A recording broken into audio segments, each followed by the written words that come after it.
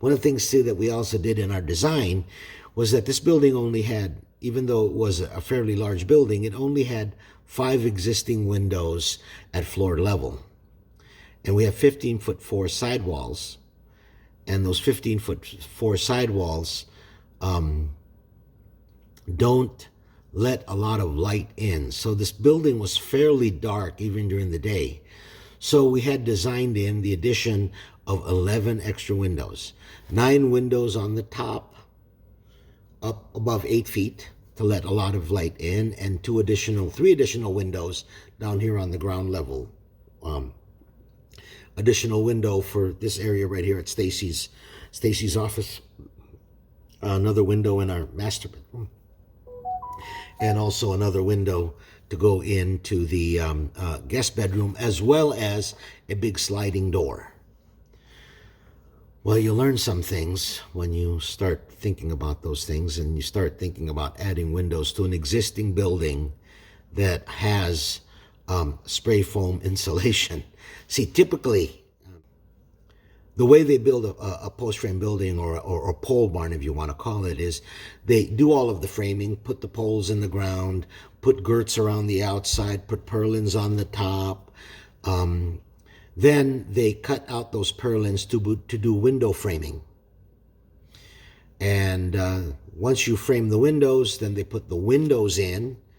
Then they put the steel up on the outside of the building, inside some J channel of those windows.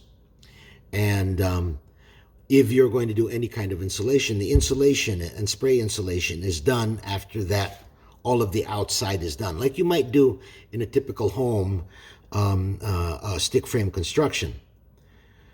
Well, one of the things that probably wasn't considered when the previous owner built this building was that windows would be added. Again, this was just an ag building. They didn't think that windows would be added, because if you are going to add windows and you're going to do insulation, it is a practice for some to make it easy to take steel off and replace steel in the event of hailstorms or whatever. If you're putting spray foam, is to wrap the whole building with house wrap, which is a Tyvek sheeting. Wrap the whole thing, including the roof, and then put the steel on. So if you spray foam,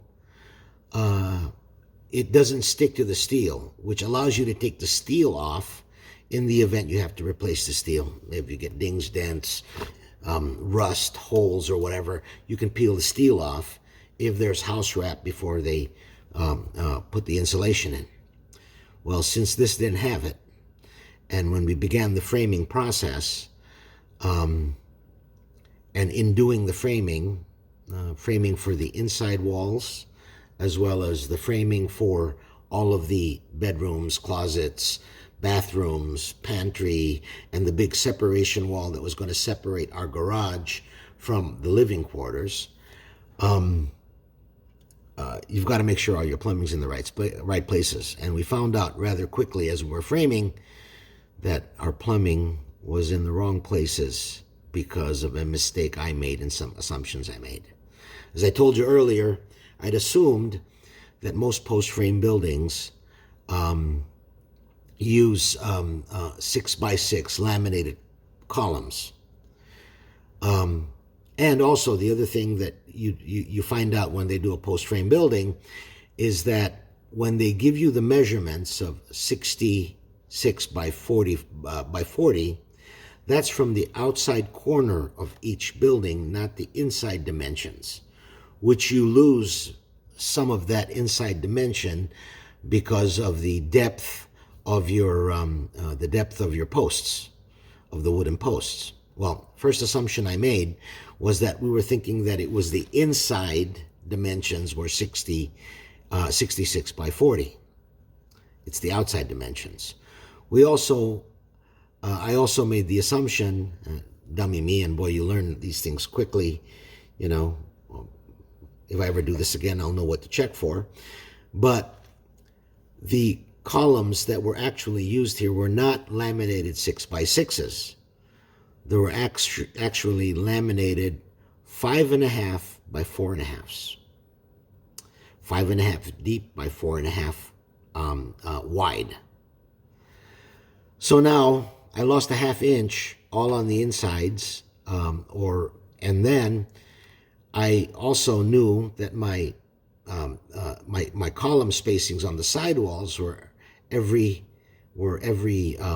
6 feet, and then on the back wall and the front wall they were at 10 feet. Well, that was all information that I had provided to the engineer who drew up the building, and what we should have really done before we even had them cut into the floors was I should have taken the drawing and gone out and measured again. So the framing begins. Our initial plan was that we were just going to put girts on the insides of the building to support all of the inside walls, or the inside wall coverings, if it was drywall, steel, wood, etc. But as we thought about that, we were going to lose about a total of 3 inches on the inside dimensions. So we talked about that a little bit more, the framing carpenter and myself, and we said, well, maybe what we ought to do is inset all of our framing into the columns itself. Instead of sitting them proud of the columns, sit them inside.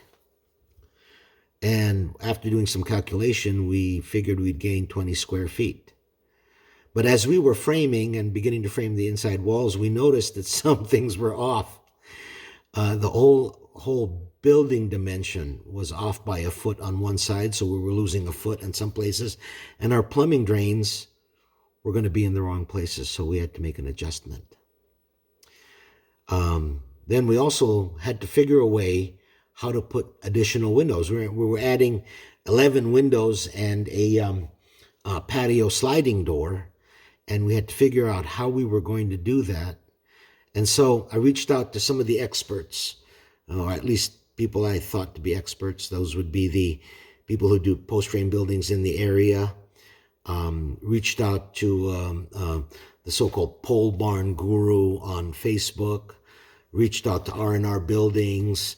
Talked to a couple of construction people here to say, how are we going to put windows into this space since it's already foamed? And none of them could come up with it. None of them. Actually, what one of the pole barn gurus said, what you're going to have to do is actually demo every bay. And a bay, by the way, is that distance between two posts. That you'd have to demo out every bay, take all the girts off, take all the foam out, take the steel off. First, take the steel off, take all of the girts off, take all of the foam out, demo the whole area, frame it up for new windows, put windows on, put the steel back on, and then spray foam it. Remember, there was a total of 11 windows and a sliding glass door to go in. And the only thing that would go through my mind is, holy mackerel, that's going to be expensive. Initial calculations in some of those conversations was going to cost anywhere from about $800 to $1,500 for each window to be put in, not including the cost of the window. So we had to think about how we were going to do that. And we came up with an ingenious way. I actually helped my framing carpenter, who said, I don't know what we're going to do either, but we'll figure it out. And we came up with an idea on how to do it. We actually framed from the inside, cut it out, scraped foam. So there was lots of foam that we had to scrape to put all of our framing into the walls. And then as we were framing all of the walls for the bedrooms, that's when we noticed that some of the drains were in the wrong places. So we had to adjust for that too. We had to move some walls out so that there'd be space for the drain and the showers. We had to make some changes on the fly. We joke a little bit about, well, I joke about this a lot, that this is actually the house that was built on 11% Menards rebates and Marketplace. And my dear wife spent a lot of time on Marketplace, and I did too, looking for some of our building material to find a good way to make this inexpensive. We had to move out the dining room wall. We moved it out a total of 18 inches. Originally, this was all going to be straight and flat, but we moved it out. As we looked at the closet from the drawing, the closet was going to be a walk-in closet. There wasn't going to be much walk into it. So we gave up 24 inches in the master bedroom to move the wall out. Originally, the plan was that you were going to have two separate entrances, one into the bathroom and one into the closet. Both of those entrances were going to be in the bedroom area. And what we instead did was we closed off the entrance to the closet after we moved the wall out 24 inches to make the closet bigger, and had the entrance come into the bathroom, which kind of meets a dream and a desire that I've always had with with any of the houses I've wanted to live in.